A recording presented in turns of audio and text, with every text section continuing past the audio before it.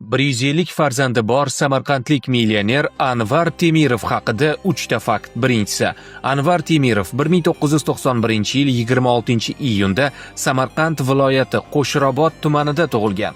U 2014-2016-yillar davomida nonvoy bo'lib ishlagan. Ikkinchisi, dadasi o'zining birinchi uyini $18,000 ga sotib, shu pulni Temirovga bergan. Shu yordam bilan Temirov 25 yoshida qurilish sohasiga kirib kelgan va 10 yil ichida qiymati $1 milliard dan oshadigan yirik yuksalish loyihalarini amalga oshirdi.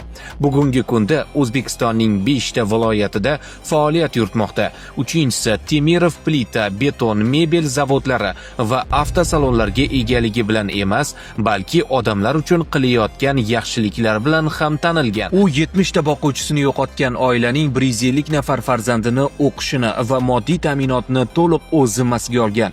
Agar Anvar Temirov haqida yanada batafsil bilmoqchi bo'lsangiz, Millionerlar klubi YouTube'dagi intervyuni albatta tomosha qiling.